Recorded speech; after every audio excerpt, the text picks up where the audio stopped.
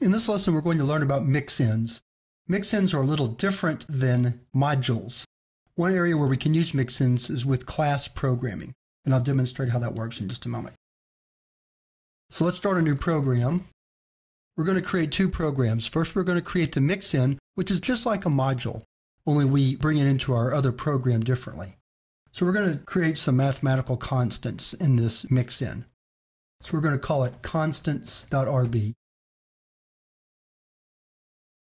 And it looks just like a module. So we start it with the keyword module and the name of the module.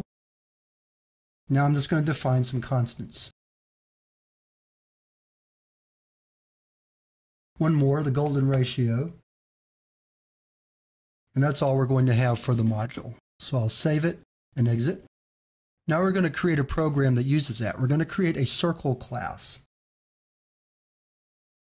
We use a mixin just like a module, so I'm going to require it.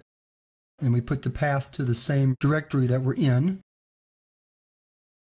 And we'll create our circle class where a mixin is different than a module as we include it into our program. Now I'm going to define the class. It's going to be a very simple class. We'll just have one field, one variable radius.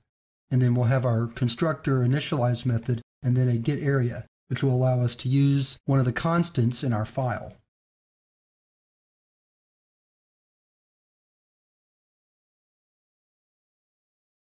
So notice how we write constants : for scope resolution operator, pi or pi. And now let's use this in a little program.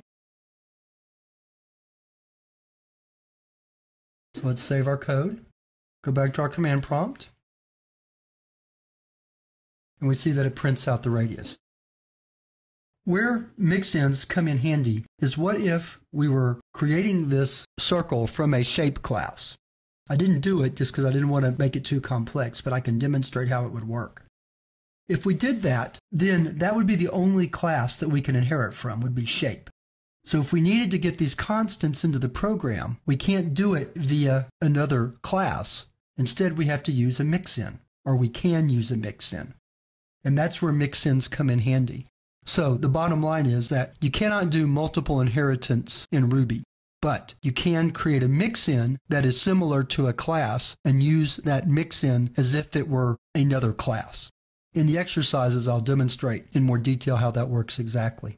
But for now, suffice it to say that a mixin is similar to a module, but a little bit different in its mechanics. And in this program, we've demonstrated how to use mixins.